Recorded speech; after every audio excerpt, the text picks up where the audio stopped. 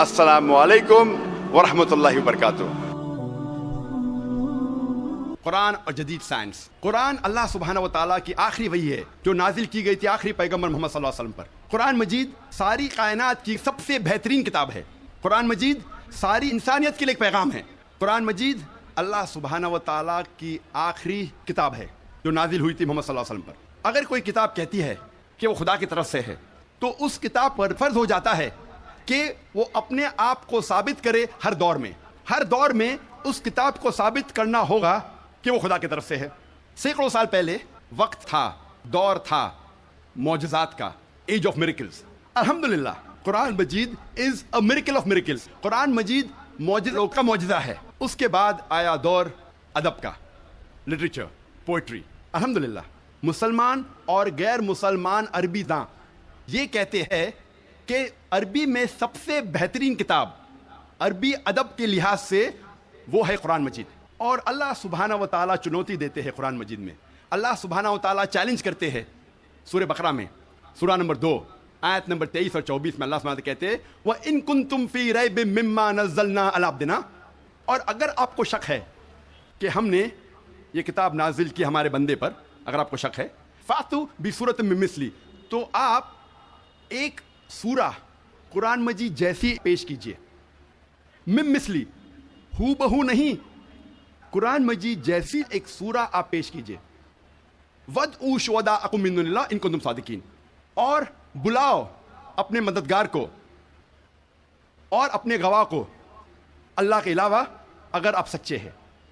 فَإِن لَّمْ تَفْعَلُوا، اور اگر آپ نہیں پیش کر سکتے، وَلَن تَفْعَلُوا، اور آپ ہرگز پیش نہیں کر سکتے، فَاتَّقُوا النَّارَ الَّتِي وَقُودُهَا النَّاسُ وَالْحِجَارَةُ أُعِدَّتْ لِلْكَافِرِينَ، تو ڈرو اس آگ سے جس کا ایندھن انسان اور پتھر ہے، جو انکار کرنے والوں کے لیے تیار کیا ہے۔ اللہ سبحانہ و تعالیٰ ان دو آیتوں میں چنوتی دیتے ہیں، انسانوں کو چیلنج کرتے ہیں۔ یہ اس وقت دور تھا عربی ادب کا، اس وقت عربوں کو ناز تھا اپنی عربی زبان پر، اور وہ سمجھتے تھے کہ ان سے بہتر دنیا میں کوئی نہیں ہے۔ اس وقت اللہ سبحانہ و تعالیٰ قرآن مجید نازل کرتے ہیں اور ساری انسانیت کو چنوتی دیتے ہیں، چیلنج کرتے ہیں کہ اگر آپ کو شک ہے کہ یہ کتاب خدا کی طرف سے نہیں ہے تو آپ قرآن مجید جیسی ہو بہو نہیں، ملتی جلتی، ہو بہو تو دور کی بات ہے، ایک سورہ پیش کرو۔ اور قرآن مجید کی سب سے چھوٹی صورت ہے 3 آیتوں کی، صرف 10 الفاظ۔ بہت لوگوں نے کوشش کی، ایک انسان نے بھی کامیابی نہیں پائی، اور تا قیامت کوئی بھی قرآن مجید جیسی قریباً ایک سورہ بھی پیش نہیں کر پائیں گا۔ لیکن آج کا دور ادبی دور نہیں ہے، it's not an age of literature and poetry. اگر کوئی کتاب اپنے آپ کو خدا کی طرف سے کہتی ہے اور ادبی انداز میں کہتی ہے کہ دنیا چپٹی ہے، دنیا سپاٹ ہے، کیا آج کا جدید انسان اس بات کو تسلیم کرے گا؟ بالکل نہیں، کیونکہ آج کا دور ادبی دور نہیں ہے، آج کا دور ہے جدید سائنس کا دور۔ آج ہم کوشش کریں گے یہ تحقیق کرنے کی قرآن اور جدید سائنس ملتے ہیں یا ٹکراتے ہیں، قرآن اور جدید سائنس ملتے ہیں یا قرآن اور جدید سائنس ٹکراتے ہیں۔ اس موضوع پہ ہم انشاءاللہ تذکرہ کریں گے۔ ایک مشہور سائنسداں، فزسسٹ اور نوبل پرائز ونر جس کا نام البرٹ آئنسٹائن تھا، اس نے کہا science without religion is lame and religion without science is blind. Science مذہب کے بنا لنگڑی ہے اور مذہب سائنس کے بنا اندھا ہے۔ میں پھر سے دہراؤں گا، البرٹ آئنسٹائن جو فیمس فزسسٹ تھا اور نوبل پرائز ونر، اس نے کہا کہ سائنس مذہب کے بنا لنگڑی ہے اور مذہب سائنس کے بنا اندھا ہے۔ میں آپ کو یاد دلانا چاہتا ہوں کہ قرآن مجید سائنس کی کتاب نہیں ہے، SCIENCE، لیکن ہے سائنس کی کتاب، SIGNS۔ یہ ہے نشانیوں کی کتاب، آیتوں کی کتاب۔ اور قرآن مجید میں 6000 سے زیادہ نشانیاں ہیں، 6000 سے زیادہ آیتیں ہیں، ان میں سے 1000 سے زیادہ الحمدللہ سائنس کے بارے میں ذکر کرتی ہے۔ آج کی اس تقریر میں میں صرف ان سائنٹیفک فیکٹس، سائنس کے حقائق کے بارے میں ذکر کروں گا which have been established، جو سائنسداں ثابت کر چکے ہیں۔ Scientific hypotheses, scientific theories, scientific نظریہ، ان کے بارے میں ذکر نہیں کروں گا، کیونکہ ہم جانتے ہیں کہ many a time scientific hypotheses theories take U turns. یہ سائنس کے نظریے جو ہیں کئی بار وہ اپنے نظریے سے پلٹ جاتے ہیں۔ اسی لیے اس تقریر میں صرف میں سائنٹیفک فیکٹس کے بارے میں ذکر کروں گا، سائنس کے حقائق کے بارے میں۔ سب سے پہلے ہم تذکرہ کریں گے ایسٹرونومی کے بارے میں، فلکیات کے بارے میں۔ 35 سے 40 سال پہلے کچھ سائنسداں نے تحقیق کی ایک موضوع پہ، تخلیق کائنات، مطلب کریشن آف دی یونیورس، اور ان سائنسداں نے کہا کہ ہماری کائنات سب سے پہلے ایک پرائمری نیبولا تھا، بنیادی گولا، ابتدائی گولا۔ اس کے بعد there was a secondary separation, دوسری جدائی، دوسری علیحدگی، اور ایک بڑا دھماکہ ہوتا ہے بگ بینگ۔ اس کے بعد وجود میں آیا گیلیکسیز، کہکشائیں، ستارے، سیارے، چاند، سورج، اور یہ زمین جس میں ہم رہتے ہیں۔ اسے سائنسداں نے کہا بگ بینگ، بڑا دھماکہ۔ یہ جو سائنسداں نے تقریباً 40 سال پہلے ڈھونڈا کس طریقے سے کائنات وجود میں آئیں، تخلیق کائنات، قرآن مجید میں اس کا ذکر 1400 سال پہلے ہے۔ اور میں نے اس تقریر کے شروع میں ایک آیت کی تلاوت کی، سورہ انبیاء کی، سورہ نمبر 21، آیت نمبر 30، جہاں اللہ سبحانہ تعالیٰ فرماتے اولم یر الذین کفروا، کیا انکار کرنے والے یہ نہیں جانتے ان السماوات والارض کانتا رتقا ففتقناہما، کہ زمین اور آسمان ایک تھے، جڑے ہوئے تھے، اور ہم نے انہیں جدا کیا۔ یہ جو تخلیق کائنات، creation of the universe, big bang, بڑا دھماکہ، جو سائنسداں کو 40 سال پہلے پتہ چلا، قرآن مجید میں اس کا ذکر ہے 1400 سال پہلے۔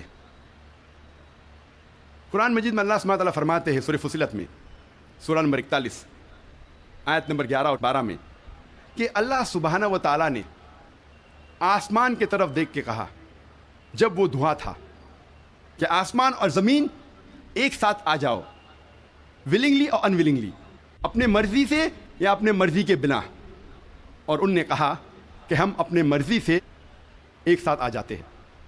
قرآن مجید میں لکھا ہے کہ آسمان سب سے پہلے دھواں تھا، عربی لفظ ہے دخان، اور آج کے سائنسداں یہ کہتے ہیں کہ کائنات بننے کے پہلے یہ آسمان دھواں تھا، انگلش میں کہتے ہیں گیس، لیکن عربی میں دخان کے معنی ہے اسموک۔ کچھ مفسرین نے ترجمہ کیا مسٹ، دھند، جو میرے حساب سے صحیح ترجمہ نہیں، کیونکہ دھند ہوتا ہے ٹھنڈا اور دھواں ہوتا ہے گرم۔ دھماکے کے بعد ہم اکثر دیکھتے ہیں گرم دھواں، دھند نہیں دیکھتے۔ تو قرآن مجید میں لکھا ہے کہ آسمان تھا دھواں، اور آج سائنس یہ کہتی ہے کہ اسموک گیس سے اور بہترین لفظ ہے۔ جو قرآن مجید میں دخان لکھا ہے وہ گیس سے اور بہترین ہے، اور scientifically smoke is a better word than gas. آپ سوچ سکتے قرآن مجید میں اس کا ذکر ہے 1400 سال پہلے۔ انسان پہلے سمجھتے تھے کہ زمین سپاٹ ہے، چپٹی ہے۔ سب سے پہلی بار اگر کوئی انسان نے یہ ثابت کیا کہ دنیا بیضوی ہے، وہ ایسا Francis Drake, sun 1577 1577 when he sailed around the earth، جب سمندر پہ سفر کیے دنیا کے گول، سر فرانسس ڈریک نے ثابت کیا کہ دنیا بیضوی ہے۔ قرآن مجید میں اس کا ذکر ہے 1400 سال پہلے۔ قرآن اللہ تعالیٰ فرماتے ہیں سورہ لقمان میں، سورہ نمبر 31، آیت نمبر 29 میں، الم تری ان اللہ یولج اللیل فی النہار ویولج النہار فی اللیل، اللہ سبحانہ و تعالیٰ نے رات کو دھیرے دھیرے، آہستہ آہستہ دن میں تبدیل کیا، اور دن کو دھیرے دھیرے، آہستہ آہستہ رات میں تبدیل کیا۔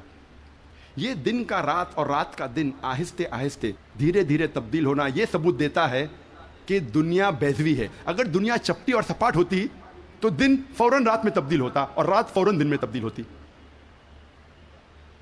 اللہ تعالیٰ فرماتے سورہ الزمر میں، سورہ نمبر 39، آیت نمبر 5 میں، کہ اللہ سبحانہ و تعالیٰ رات کو دن پہ لپیٹتا ہے اور دن کو رات پہ لپیٹتا ہے۔ قرآن میں عربی لفظ ہے قوارہ، جس کے معنی لپیٹنا. جس طریقے سے ایک انسان پھیٹا سر پہ لپیٹتا ہے، a person coils the turban on the head، اسی طریقے سے اللہ تعالیٰ فرماتے ہیں کہ رات دن پہ لپیٹی جاتی ہے اور دن رات پہ لپیٹا جاتا ہے. یہ دن کا رات اور رات کا دن پہ لپیٹنا اسی وقت پاسبل ہے جب دنیا بیضوی ہے. اگر دنیا چپٹی اور سپاٹ ہوتی تو ممکن نہ ہوتا. قرآن مجید میں اللہ تعالیٰ فرماتے ہیں سورہ نازیات میں، سورہ نمبر 79 چیپٹر 79 آیت نمبر 30 میں، وَالْأَرْضَ بَعْدَ ذَلِكَ دَحَاهَا، اور اس کے بعد اللہ سبحانہ و تعالیٰ نے زمین کو پھیلایا بچھونا جیسے. دہا کہ ایک معنی ہے پھیلانا، اور دہا کی دوسری معنی آتا ہے عربی لفظ دھویا سے، جس کے معنی ہے بیضا، جس کے معنی ہے انڈا. اور ہم جانتے ہیں کہ دنیا گول ہے، بیضوی ہے، اور ہم یہ بھی جانتے ہیں آج کہ دنیا پوری طریقے سے گول نہیں ہے. وہ اوپر اور نیچے سے from the poles it is flattened, اوپر اور نیچے سے چپٹی ہے، جسے ہم کہتے ہیں انگریزی میں جیو اسفیریکل ان شیپ، عرضی بیضوی. اور یہ لفظ جو دہا ہے وہ عام انڈے کے لیے نہیں ہے، عام بیضے کے لیے نہیں، خصوصاً شتر مرغ کے انڈے کے لیے، شتر مرغ کے بیضے کے لیے. اور جب ہم دیکھتے ہیں شتر مرغ کا بیضا انڈا اس جیو اسفیریکل ان شیپ، عرضی بیضوی کی شکل میں ہے. آپ سوچ سکتے ہیں 1400 سال پہلے اس کتاب میں لکھا ہے کہ یہ زمین، یہ دھرتی اس جیو اسفیریکل ان شیپ، عرضی بیضوی شکل میں ہے. پہلے انسان یہ سوچتے تھے یہ چاندنی جو ہے، چاند کی روشنی، یہ اس کی خود کی روشنی ہے. چند صدی پہلے ہمیں پتا چلا کہ چاند کی روشنی، چاندنی اس کی خود کی روشنی نہیں ہے، یہ سورج کی لی ہوئی روشنی ہے، سورج کی منعکس شدہ ریفلیکٹڈ لائٹ ہے، بوروڈ لائٹ ہے. قرآن مجید میں اللہ سبحانہ تعالیٰ فرماتے ہیں سورہ فرقان میں سورہ نمبر 25 آیت نمبر 61 میں، اللہ سبحانہ و تعالیٰ نے آسمان میں برج رکھے، تاروں کے جھنڈ، اور اس میں رکھا سورج جس کے پاس خود کی روشنی ہے، سلگتا ہوا چراغ، اور رکھا چاند جس کی لی ہوئی روشنی ہے. قرآن میں سورج عربی میں کہا گیا ہے شمس، اور اس کی روشنی کو کہا گیا ہے سراج، وہاج اور دیا، جس کے معنی ہے سلگتا ہوا چراغ یا مشال یا دیا. تینوں کے معنی ہیں کہ سورج کی روشنی خود کی ہے. اور چاند کو کہا گیا ہے قرآن مجید میں قمر، اور چاندنی کو کہا گیا ہے منیر یا نور. منیر مینز بوروڈ لائٹ، لی ہوئی روشنی، یا نور میننگ ریفلیکٹڈ لائٹ، منعکس شدہ روشنی، ریفلیکٹڈ لائٹ. آپ سوچ سکتے قرآن مجید 1400 سال پہلے کہتا ہے کہ یہ چاندنی خود کی روشنی نہیں ہے، چاند کی لی ہوئی روشنی ہے. اور اس کا ذکر سورہ فرقان سورہ نمبر 25 آیت نمبر 61 کے علاوہ سورہ یونس میں سورہ نمبر 10 آیت نمبر 5 میں، اور سورہ نوح میں سورہ نمبر 71 آیت نمبر 15 اور 16 میں. پہلے سائنسداں یہ سمجھتے تھے کہ زمین کائنات کا مرکز ہے اور باقی سیارے، چاند اور سورج زمین کے گول گھوم رہے ہیں، چکر لگا رہے ہیں. اسے کہتے تھے تھیوری آف جیو سینٹرزم، زمین کو مرکز سمجھنے کا نظریہ. اور یہ لوگ 2 صدی سے، ٹولمی کے وقت سے مانتے تھے، 16ویں صدی تک، جب تک کوپرنیکس نے کہا کہ زمین کے گول چاند اور سیارے نہیں چکر لگا رہے ہیں، لیکن سورج کے گول زمین، چاند اور باقی سیارے چکر لگا رہے ہیں، گھوم رہے ہیں. اسے کہتے تھے ہیلیو سینٹرک تھیوری، مطلب سورج کا مرکز ہونے کا نظریہ. اور سن 1609 میں ایک جرمن سائنٹسٹ جس کا نام تھا یوہنس کیپلر، اس نے لکھا اپنی کتاب میں ایسٹرونوما نووا کہ صرف سیارے اور چاند سورج کے گول گھوم نہیں رہے ہیں، لیکن زمین، چاند اور سیارے، پلانٹس، سورج کے گول گھومنے کے علاوہ اپنے محور پہ گردش کر رہے ہیں. They are rotating about their own axis. اور جب میں اسکول میں تھا، میں سن 1981 میں 10ویں میں تھا، جغرافی میں نے پڑھا تھا کہ زمین، چاند اور سیارے، پلانٹس وہ چکر لگا رہے ہیں، دے ریوالونگ اینڈ روٹیٹنگ، اور اپنے محور پہ گردش کر رہے ہیں.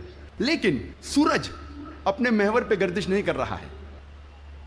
لیکن میں نے جب قرآن کی ایک آیت پڑھی، سورہ انبیاء سورہ نمبر 21 آیت نمبر 33 میں اللہ سبحانہ تعالیٰ فرماتے ہیں هو الذی خلق اللیل والنہار، اللہ سبحانہ و تعالیٰ نے رات اور دن بنایا، والشمس والقمر، سورج اور چاند، کل فی فلک یسبحون، وہ گھوم رہے ہیں اور اپنے محور پہ گردش کر رہے ہیں. قرآن کا لفظ یہاں ہے یسبحون. قرآن یہ کہتا ہے کہ sun and the moon are revolving, چکر لگا رہے ہیں، گھوم رہے. اس کے علاوہ یسبحون، یہ عربی لفظ یسبحون آتا ہے لفظ صباح سے، اور صباح ایک عربی لفظ ہے جو چلتے ہوئے جسم کے موومنٹ کو ڈسکرائب کرتا ہے. مثال کے طور پہ اگر میں کہوں گا کہ کوئی انسان پانی میں سباہ کر رہا ہے، اس کے یہ معنی نہیں کہ وہ پانی کے اوپر فلوٹ کر رہا ہے، اس کے معنی ہے کہ وہ پانی میں تیر رہا ہے. اگر میں کہوں گا کوئی سباہ کر رہا ہے زمین پہ، اس کا مطلب نہیں کہ وہ آدمی زمین پہ رول کر رہا ہے، اس کا مطلب ہے کہ وہ انسان زمین پہ چل رہا ہے یا دوڑ رہا ہے. اسی طریقے سے جب اللہ سبحانہ تعالیٰ یہ لفظ کا استعمال کرتے ہیں کوئی فلکی جسم کے لیے، فار اے سیلیسٹل باڈی، اس کے معنی نہیں کہ وہ فلائی ہو رہا ہے یا فلوٹ ہو رہا ہے، اس کے معنی ہے it is rotating about its own axis, وہ اپنے محور پہ گردش کر رہا ہے. آج سائنس ترقی کرنے کے بعد سائنس یہ کہتی ہے کہ آپ سورج کا عکس ٹیبل کے اوپر دیکھ سکتے ہیں ایک آلے کے ذریعے، اور پتہ لگتا ہے کہ سورج میں بلیک سپاٹس ہیں، اور یہ بلیک سپاٹس تقریباً 25 دن لیتے ہیں گردش کرنے کے لیے. اس سے یہ ثابت ہوتا ہے کہ سورج تقریباً 25 دن لیتا ہے ایک گردش کرنے کے لیے. تو آج سائنس یہ تسلیم کرتی ہے کہ سورج بھی اپنے محور پہ گردش کر رہا ہے. جو میں نے اسکول میں تقریباً 28 سال پہلے پڑھا تھا کہ سورج واز اسٹیشنری، سورج گردش نہیں کر رہا ہے، تو 28 سال پہلے میں نے اسکول میں پڑھا. آج سائنس اسے تسلیم کرتی ہے، اور قرآن مجید میں اس کا ذکر ہے 1400 سال پہلے. اور آج اکثر اسکول کے سائنس کی کتاب میں اس کو انکارپوریٹ کیا جا چکا ہے. یہ نئی چیز داخل ہو چکی ہے سائنس کی کتابوں میں کہ سورج اپنے محور پہ گردش کر رہا ہے. اللہ تعالیٰ فرماتے ہیں سورہ یاسین میں سورہ نمبر 36 آیت نمبر 40 میں کہ سورج چاند کو نہیں پکڑ سکتا اور دن کو رات نہیں پکڑ سکتی. The sun cannot outstrip the moon, neither can night catch up with the day. کل فی فلک یسبحون، یہ اپنے محور پہ گردش کر رہے. اس کے معنی کہ چاند اور سورج کے جو ایکسس ہے، جو ریولیوشن کا ہے، وہ ڈفرینٹ ہے، وہ علیحدہ ہے، اسی لیے وہ آپس میں کبھی نہیں ملیں گے. آج سائنس یہ کہتی ہے کہ جو سورج کی روشنی ہم دیکھتے ہیں، it is due to a chemical reaction.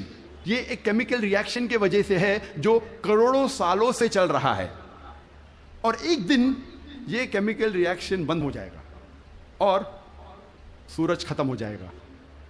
لیکن سائنسداں کہتے ہیں کہ اس کو اور کروڑوں سال لگیں گے، اور کروڑوں سال کے بعد یہ کیمیکل ریئیکشن بند ہوگا. یعنی سائنس یہ کہتی ہے کہ ایک وقت آئے گا جب سورج نشٹ ہو جائے گا، ختم ہو جائے گا. قرآن میں اللہ تعالیٰ فرماتے ہیں سورہ یاسین میں سورہ نمبر 36 آیت نمبر 38 میں وَالشَّمْسُ تَجْرِي لِمُسْتَقَرٍّ لَهَا، کہ سورج جا رہا ہے اپنے مستقر کی طرف. سورج جا رہا ہے اپنے ڈیسٹینیشن پہ. سورج ایک مقرر وقت کے لیے ہے. مستقر کے معنی مقرر وقت اور مقرر جگہ، اس کے دو معنی ہوتے ہیں. مستقر کے معنی کہ سورج ایک مقرر وقت کے لیے ہے اور مقرر جگہ کی طرف جا رہا ہے. یہ سائنس آج تسلیم کرتی ہے کہ سورج ایک مقرر وقت کے لیے ہے. اور سائنس یہ بھی مانتی ہے کہ سورج کائنات کے ایک نقطے کی طرف جا رہا ہے جس کا نام ہے سولر اپیکس. ان دا ہرکولینز الفا لائرا 12 میل پر سیکنڈ کی رفتار پہ. قرآن میں لکھا ہے مستقر، مقرر جگہ کی طرف. سائنس کہتی ہے دونوں معنی مستقر کے، مقرر جگہ اور مقرر وقت، دونوں الحمدللہ صحیح ہے. اور اس کا ذکر سورہ یاسین سورہ نمبر 36 آیت نمبر 38 کے علاوہ سورہ رعد میں بھی ہے، سورہ نمبر 13 آیت نمبر 2، سورہ فاطر سورہ نمبر 35 آیت نمبر 13، سورہ لقمان سورہ نمبر 31 آیت نمبر 29، اور سورہ الزمر سورہ نمبر 39 آیت نمبر 5 میں. سب جگہ کہا گیا ہے کہ سورج ایک مقرر وقت کے لیے ہے، ایک مقرر جگہ کی طرف جا رہا ہے. آج سائنس یہ کہتی ہے جو آسمان ہمارے زمین کے اوپر ہے، جسے ہم کہتے ہیں ایٹماسفیئر، وہ ایک محفوظ چھت کی طرح ہے. اور سائنسداں یہ کہتے ہیں کہ خطرناک rays like ultraviolet rays, X rays, یہ چھت، یہ ایٹماسفیئر ان خطرناک ریز کو زمین پہ آنے سے روکتا ہے، ورنہ زمین پہ جاندار چیز مٹ جائیں گی. قرآن میں اس کا ذکر ہے سورہ انبیاء میں، سورہ نمبر 21 آیت نمبر 32 میں، کہ اللہ سبحانہ و تعالیٰ نے آسمان کو ایک محفوظ چھت بنایا، اور پروٹیکٹڈ سیلنگ، اور کینوپی ویل گارڈڈ. آپ سوچ سکتے ہیں قرآن میں اس کا ذکر 1400 سال پہلے ہے، جو سائنسدان نے حال ہی میں 50 سال پہلے، 100 سال پہلے، 150 سال پہلے کہا کہ یہ ایٹماسفیئر از اے پروٹیکٹڈ سیلنگ. جب میں اسکول میں تھا تقریباً 28 سال پہلے، میں نے سائنس میں سیکھا تھا there are 3 types of matter, solid, liquid and gas. 3 قسم کے مادہ تھے، سالڈ، لکوڈ اینڈ گیس. آج سائنس یہ کہتی ہے کہ 3 مادہ، 3 اسٹیٹس آف میٹر کے علاوہ اور بھی ہے. ہم پہلے یہ سمجھتے تھے کہ آرگنائز ایسٹرونومیکل سسٹمز کے باہر، آرگنائز فلکیات کے باہر خلا تھا، ویکیوم تھا.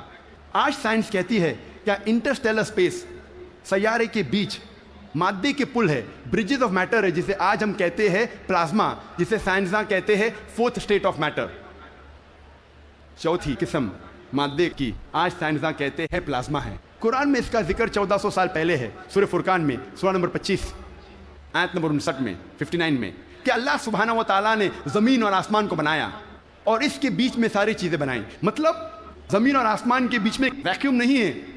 آج سائنس اسے کہتی ہے مادے کے پل، برجز آف میٹر، کہتی ہے پلازما ہے، 4th اسٹیٹ آف میٹر. اور اس کا ذکر سورہ فرقان سورہ نمبر 25 آیت نمبر 59 کے علاوہ سورہ ہجر میں، سورہ نمبر 15 آیت نمبر 85 میں، سورہ سجدہ سورہ نمبر 32 آیت نمبر 4 میں، سورہ صفات سورہ نمبر 37 37 آیت نمبر 5، اور سورہ احقاف سورہ نمبر 46 46 آیت نمبر 3 میں کئی جگہ لکھا ہے کہ اللہ سبحانہ و تعالیٰ نے زمین اور آسمان بنائے اور اس کے بیچ میں ساری چیزیں. Talking about the 4th state of matter, plasma. ایک مشہور سائنٹسٹ جس کا نام ایڈوین ہبل ہے، اس نے کہا تھا کہ کائنات پھیل رہی ہے، the universe is expanding. اور قرآن میں اللہ تعالیٰ فرماتے ہیں سورہ ذریات میں، سورہ نمبر 51 آیت نمبر 47 آیت نمبر 47 میں، کہ ہم نے یہ کائنات بنائی پھیلتی ہوئی. عربی لفظ مؤسیونا، پھیلنا.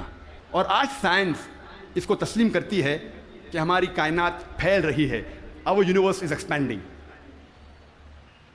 کئی دشمن اسلام یہ کہیں گے، جو کرٹکس آف اسلام یہ کہیں گے کہ قرآن مجید میں فلکیات کا ذکر ہونا کوئی عجوبہ نہیں، نتھنگ گریٹ، کوئی بڑی بات نہیں ہے کہ قرآن مجید میں فلکیات کا ذکر ہے، کیونکہ عرب فلکیات میں ماہر تھے.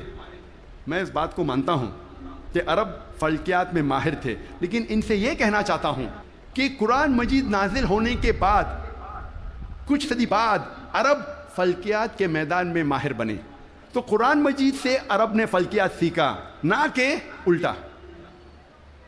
اب ہم ذکر کریں گے طبیعت کا. طبیعت انگلش میں کہتے ہیں فزکس. اور کئی صدی پہلے ایک نظریہ تھا جسے کہتے ہیں ایٹمزم. اور 23 صدی پہلے گریکس، پرٹیکولرلی ڈیموکریٹس، ان نے یہ ایٹمزم کے بارے میں سب سے پہلے کہا، ایٹمزم کے نظریے کے بارے میں، اور کہا کہ میٹر کے سب سے چھوٹے حصے کو کہتے ہیں ایٹم، مادہ کے سب سے چھوٹے حصے کو کہتے ہیں ذرہ. عربی اور اردو میں ایٹم کو کہتے ہیں ذرہ. اور اس وقت انسان یہ سوچتے تھے کہ ذرے کو تقسیم نہیں کیا جا سکتا. آج سائنس ترقی کرنے کے بعد ہم مانتے ہیں کہ atom is the smallest part of matter having the characteristics of the element. ذرہ مادے کا سب سے چھوٹا حصہ ہے جو ایلیمنٹ کے کیریکٹرسٹکس رکھتا ہے، لیکن یہ ذرہ تقسیم کیا جا سکتا ہے انٹو پروٹونز، الیکٹرونز، نیوٹرونز. قرآن مجید میں ذرے کا ذکر ہے تو لوگ سمجھیں گے قرآن مجید آؤٹ ڈیٹڈ ہے، یہ پرانی کتاب ہے. ذرے کا ذکر ہے، اب یہ آؤٹ ڈیٹڈ ہے.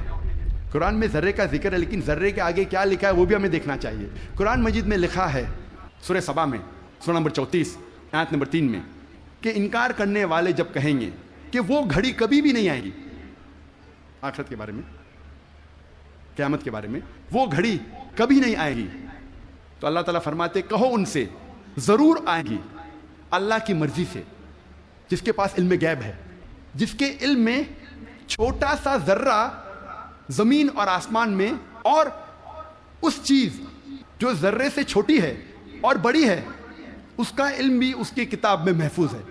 تو قرآن مجید میں لکھا ہے کہ ذرے برابر چیز کا علم ہے اللہ کے پاس، اور ذرے سے چھوٹی چیز اور بڑی چیز کا علم بھی ہے۔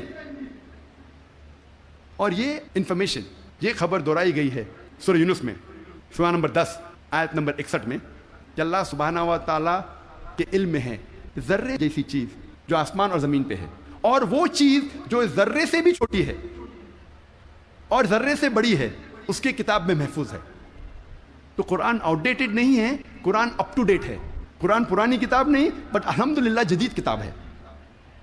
اب ہم ذکر کریں گے واٹر سائیکل کے بارے میں، پانی کے چکر کے بارے میں۔ ہم جو اسکول میں پڑھتے ہیں واٹر سائیکل کے بارے میں، پانی کے چکر کے بارے میں، سب سے پہلے اس جدید پانی کے چکر کا ذکر کیا تھا سر برنارڈ پیلیسی نے سن 1580 میں۔ اور ہم جانتے ہیں، ہم نے اسکول میں پڑھا ہے کہ water evaporate from the ocean, پانی سمندر سے بھاپ بن کے اوپر جاتا ہے، جڑ کے بادل بنتا ہے، بادل جڑتے ہیں اور اندرونی حصے میں ہوا کے ذریعے جاتے ہیں، پھر ان کی تقسیم ہوتی ہے اور پانی بادل سے برستا ہے۔ بارش برسنے کے بعد یہ پانی نہر بن کر، اسٹریم بن کے، لیک بن کے پھر سے جاتا ہے سمندر میں، اور یہ پانی کا چکر کمپلیٹ ہوتا ہے۔ پہلے لوگ کو 16ویں صدی کے پہلے اس کا علم نہیں تھا۔ 7 صدی قبل مسیح تھیلز آف ملیٹس نے کہا تھا یہ بارش کیسے آتی تھی؟ یہ جو اوشن کا سپرے ہے، سپرے آف دی اوشن، ہوا سے اٹھاتی تھی اور اندرونی حصے میں بارش جیسے برساتی تھی۔ یہ لوگ سمجھتے تھے بارش اس طریقے آتی تھی۔ لوگ کو یہ نہیں پتا تھا کہ زمین کے نیچے جو پانی ہے وہ کیسے جمتا تھا۔ کئی نظریات تھے۔ لوگ پہلے سوچتے تھے کہ یہ ہوا کا دباؤ پانی پہ، سمندر پہ، پانی کو زمین سے نیچے لے جاتا تھا اور اس طریقے سے زمین کے نیچے پانی آتا تھا۔ لوگ پہلے یہ سمجھتے تھے at the time of Plato کے وقت کہ یہ پانی ایک خفیہ راستے سے واپس جاتا تھا سمندر کی طرف، سمندر میں secret passage, the great abyss known as the Tartarus at the time of Pluto. ایک خفیہ راستے سے پانی زمین کے نیچے سے جاتا تھا سمندر میں، اسے کہتے تھے گریٹ ایبس ٹارٹرس۔ اور یہ لوگ سمجھتے تھے 16ویں صدی تک۔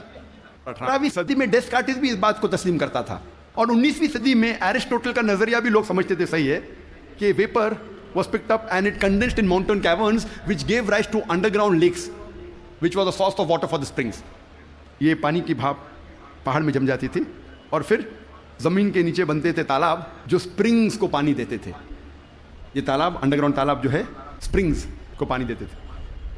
آج ہم جانتے ہیں یہ جو زمین کے نیچے پانی ہے، یہ اصل میں جب بارش کا پانی گرتا ہے زمین پہ جو کریکس ہوتے ہیں اور سورسز کے ذریعے، کریکس کے ذریعے یہ پانی نیچے جاتا ہے۔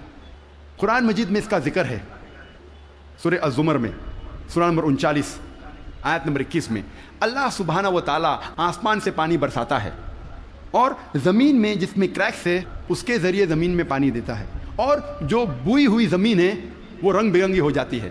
It brings various colours of sown field. Allah تعالیٰ فرماتے ہیں سورہ روم میں، سورہ نمبر 30 آیت نمبر 24 میں، کہ اللہ سبحانہ و تعالیٰ آسمان سے بارش برساتا ہے اور مری ہوئی زمین میں جان ڈالتا ہے۔ اللہ تعالیٰ فرماتے ہیں سورہ مومنون میں، سورہ نمبر 23 آیت نمبر 18 میں، کہ اللہ سبحانہ و تعالیٰ پانی آسمان سے برساتے ہیں اور اس پانی کو جما سکتے ہیں اور اس پانی کو بہا سکتے بھی ہے، بہانے پہ قادر ہے۔ Allah can store the water as well as drain it. Quran میں ذکر آتا ہے سورہ طارق میں، سورہ نمبر 86 چیپٹر 86 آیت نمبر 11 میں، وَالسَّمَاءِ ذَاتِ الرَّجْ، that heaven which returns، وہ آسمان جو واپس دیتا ہے۔ ایک معنی وَالسَّمَاءِ ذَاتِ الرَّجْ کی ہے کہ جو ڈینجرس ریز ہے، ultraviolet rays, X rays, جو زمین پہ آنے کے پہلے آسمان اسے واپس پھینک دیتا ہے اس طرف۔ اس کے علاوہ یہ جو پانی کا بھاپ ہے، واٹر ویپرائز ہوتا ہے، بادل میں بنتا ہے اور پھر سے یہ آسمان اس پانی کو زمین پہ برساتا ہے۔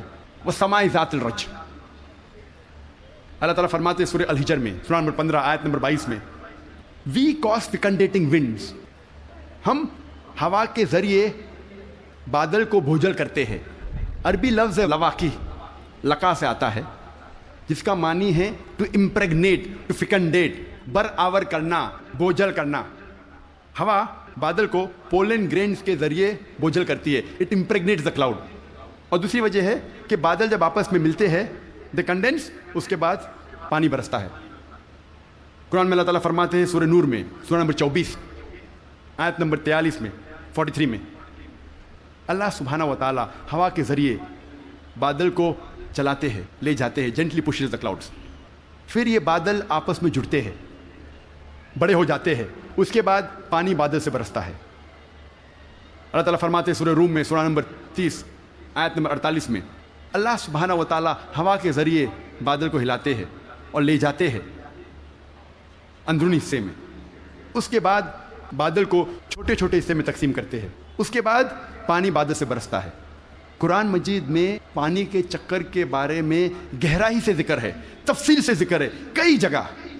سورہ اعراف میں سورہ نمبر 7 آیت نمبر 57 میں، سورہ رعد سورہ نمبر 13 آیت نمبر 17 میں، سورہ فرقان سورہ نمبر 25 آیت نمبر 48 اور 49 میں، سورہ فاطر سورہ نمبر 35 آیت نمبر 9 میں، سورہ یاسین سورہ نمبر 36 آیت نمبر 34 میں، سورہ جاسیہ سورہ نمبر 45 آیت نمبر 5 میں، سورہ قوف سورہ نمبر 50 آیت نمبر 9 اور 10 میں، سورہ واقعہ سورہ نمبر 56 56 آیت نمبر 68 to 70، سورہ ملک سورہ نمبر 67 آیت نمبر 30، سورہ طارق سورہ نمبر 86 86 آیت نمبر 11. کئی آیتیں ہیں قرآن مجید میں جو تفصیل کے ساتھ ذکر کرتے ہیں پانی کے چکر کے بارے میں.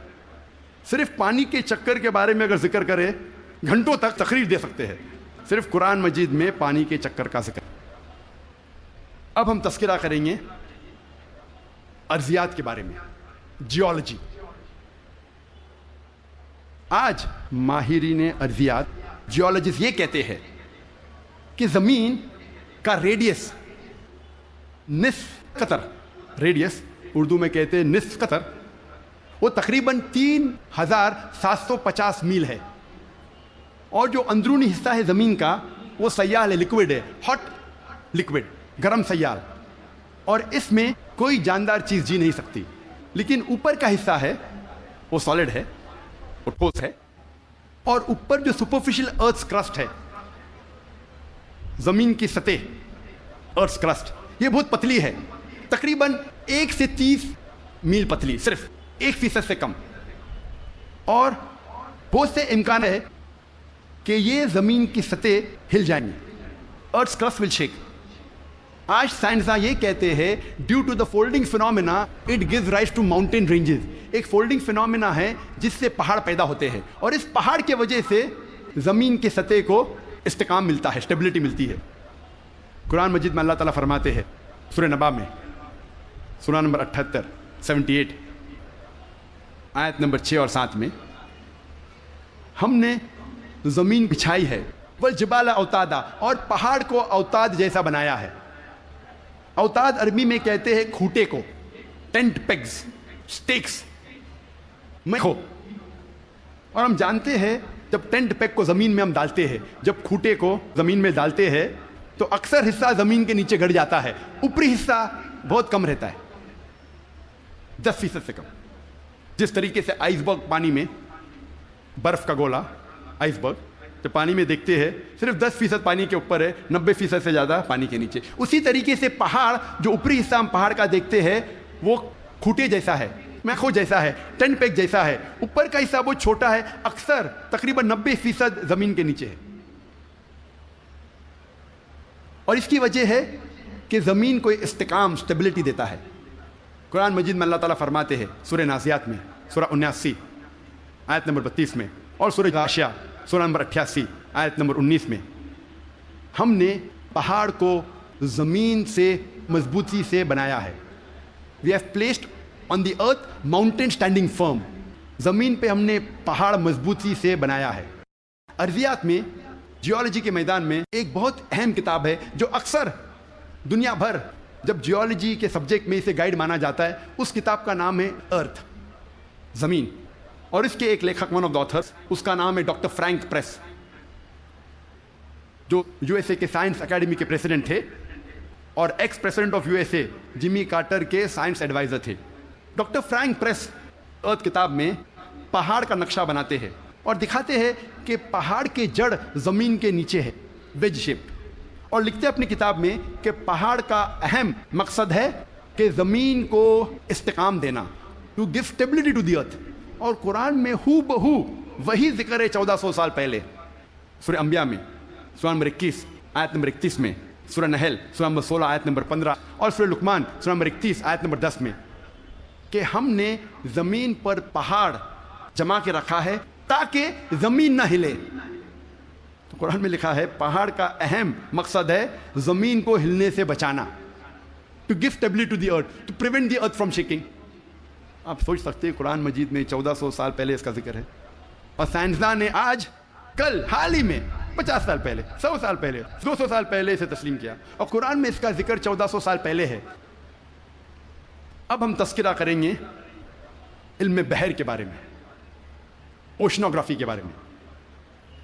اور اوشنوگرافی کے فیلڈ میں قرآن مجید میں اللہ سبحانہ تعالیٰ فرماتے ہیں سورہ فرقان میں سورہ نمبر 25 آیت نمبر 53 میں 53 میں, اللہ سبحانہ و تعالیٰ نے 2 قسم کے پانی بنائے ہیں, ایک پینے والا اور میٹھا اور دوسرا کھارا اور کڑوا, اور دونوں کے بیچ اللہ نے ایک برزخ بنایا ہے, بنا دکھنے والا ایک ویل, ایک پردہ.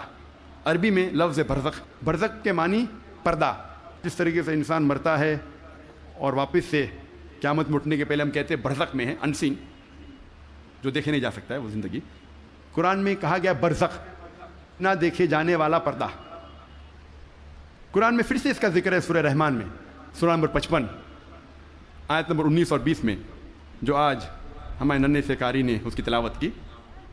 مرج البحرین یلتقیان بینہما برزخ لا یبغیان, کہ اللہ سبحانہ و تعالیٰ نے 2 قسم کے پانی بنائے جو آپس میں ملتے ہیں, لیکن ان کے درمیان ایک برزخ ہے, ان کے درمیان ایک پردہ ہے. لوگ پہلے جانتے تھے کہ 2 قسم کے پانی ہیں, کھارا اور میٹھا, کھارا پانی میٹھا پانی, لیکن مفسرین قرآن یہ نہیں سمجھ پاتے تھے اللہ تعالیٰ کیا کہنا چاہتا ہے جب کہتا ہے کہ کھارے اور میٹھے پانی کے درمیان برزخ ہے. پانی آپس میں ملتا ہے لیکن یہ ایک دوسرے سے گھل مل نہیں سکتا. کھارا پانی اور میٹھا پانی ملتا ہے لیکن ان کے درمیان برزخ ہے تاکہ ایک پانی دوسرے پانی میں مل نہیں سکے. تو مفسر قرآن یہ سمجھ نہیں پاتے تھے اللہ تعالیٰ کیا فرمانا چاہتا ہے.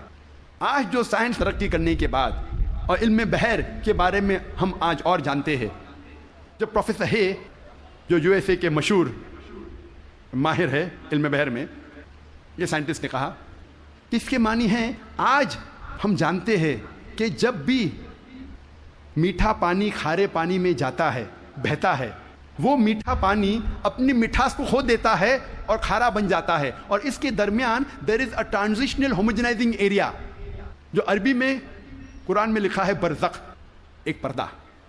آج جو سائنس نے جانا, قرآن مجید نے 1400 سال پہلے لکھا کہ کھارے اور میٹھے پانی کے درمیان ہے ایک پردہ. یہ پانی ملتا ہے لیکن آپس میں گھل مل نہیں سکتا. They meet but they do not mix.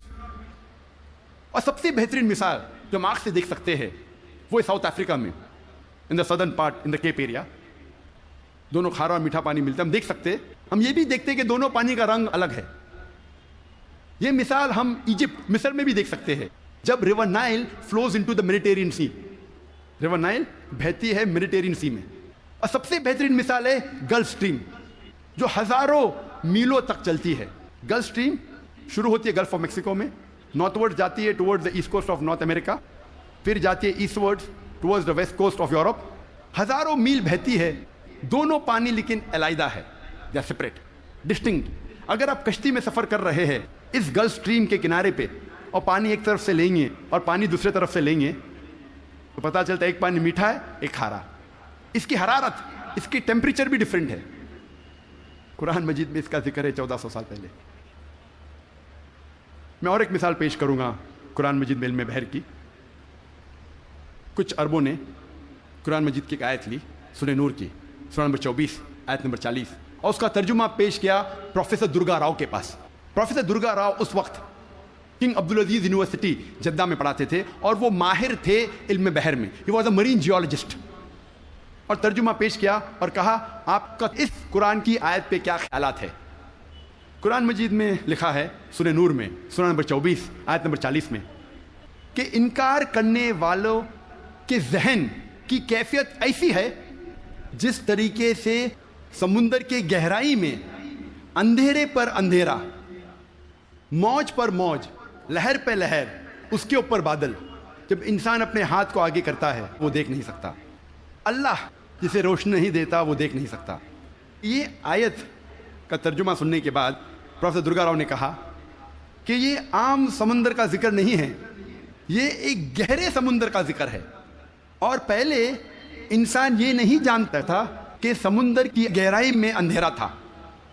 سینکڑوں سال پہلے، 100-200 سال پہلے جب سب مرین ایجاد ہوئی اور جب انسان سمندر کی گہرائی میں گیا تب انہیں پتہ لگا اور تب محسوس ہوا کہ سمندر کی گہرائی میں اندھیرا ہے.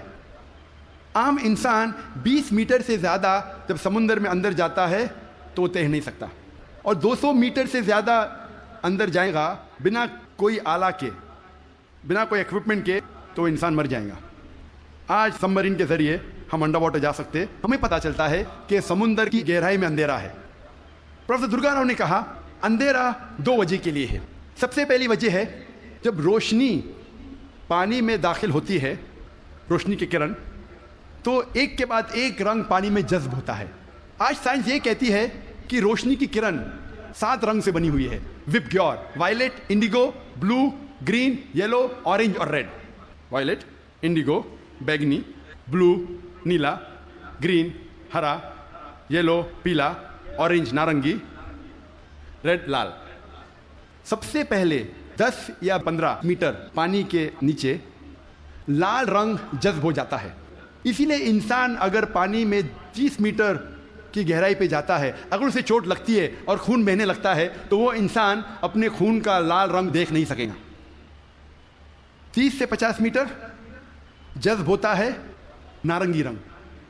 50 سے 100 میٹر کے درمیان پانی کے نیچے جذب ہوتا ہے پیلا رنگ. 100 سے 200 میٹر کے درمیان جذب ہوتا ہے ہرا رنگ، اور 200 میٹر کے بعد پانی کے نیچے جذب ہوتا ہے نیلا رنگ، اور اس کے نیچے پورا اندھیرا ہے. قرآن مجید میں لکھا ہے انکار کرنے والے کی ذہن کی کیفیت، انکار کرنے والے جو خدا کا انکار کرتے ہیں، جو خدا میں نہیں مانتے، اللہ سبحانہ وتعالیٰ میں نہیں مانتے، انکار کرنے والے کی ذہن کی کیفیت ایسی ہے جس طریقے سے گہرے سمندر میں اندھیرا پہ اندھیرا، لہر پہ لہر، اس کے اوپر بادل.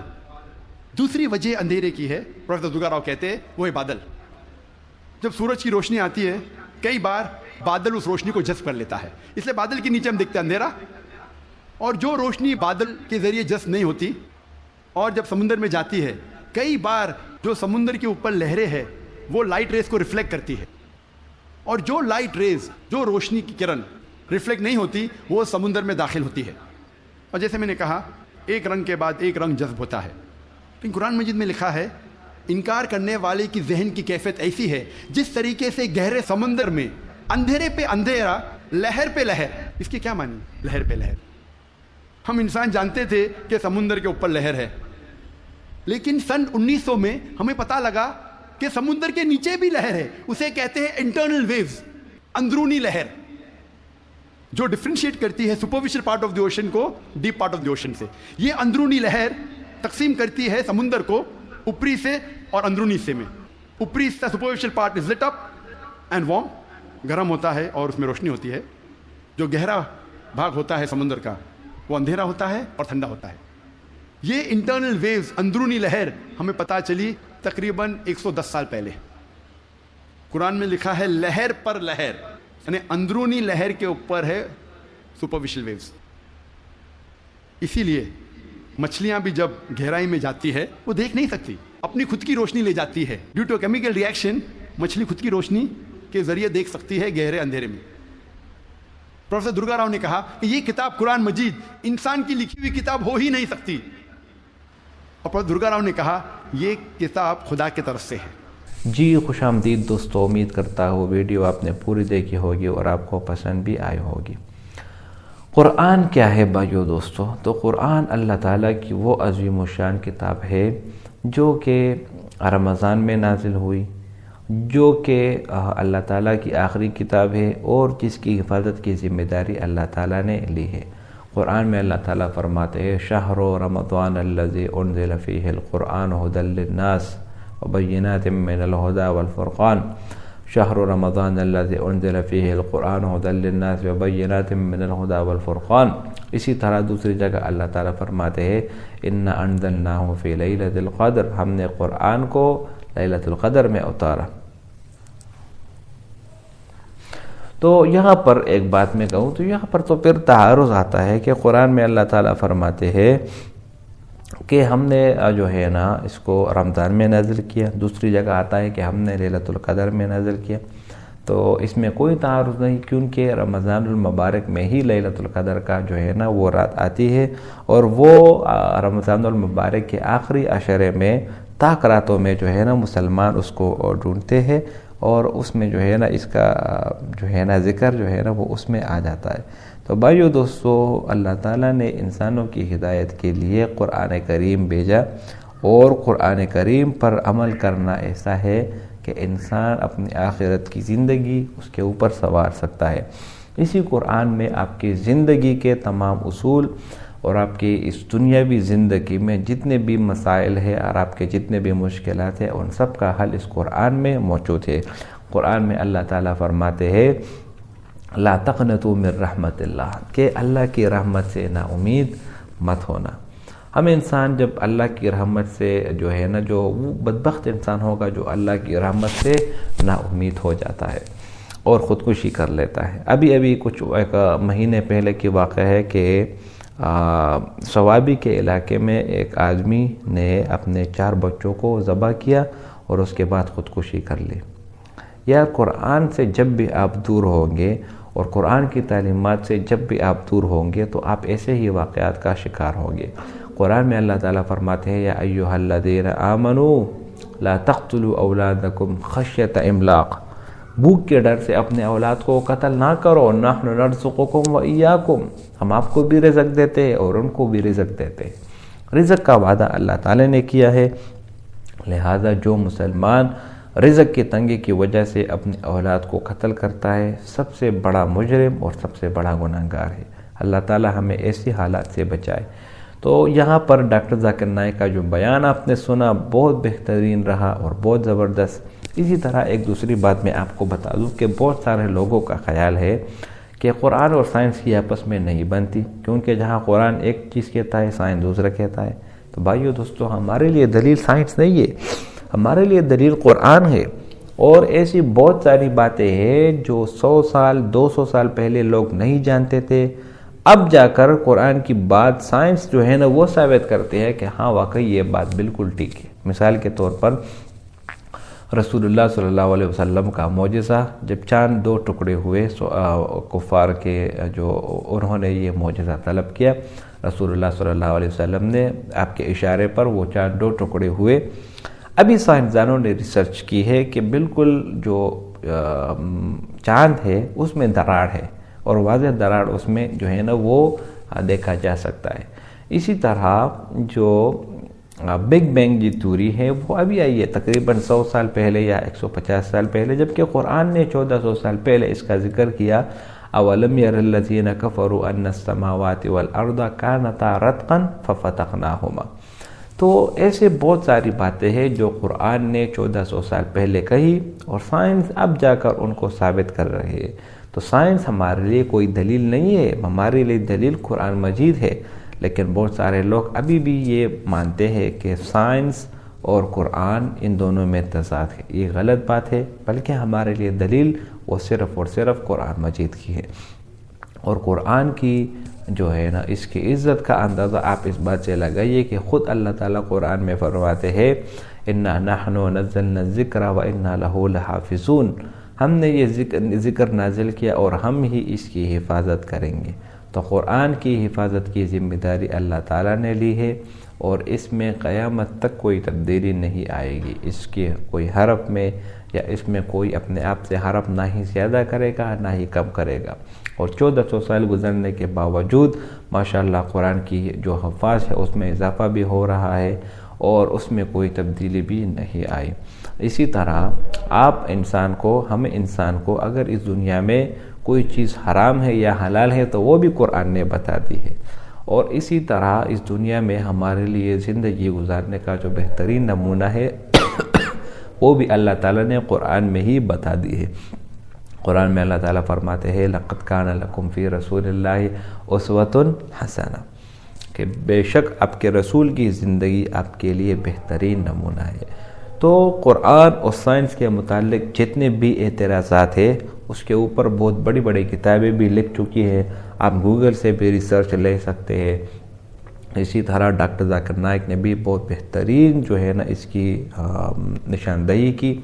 بیان تو بہت بڑا بہت لمبا تھا، لہٰذا آپ کو اگر ٹائم ملے تو اس کے علاوہ اور بھی بہت سارے ایسے مواد ہیں جس میں قرآن اور سائنس وغیرہ کا موازنہ کیا گیا ہے. امید کرتا ہوں ویڈیو آپ کو پسند آئی ہوگی. اگر ویڈیو آپ کو پسند آئے تو اس چینل کو سبسکرائب کریں. بہت شکریہ.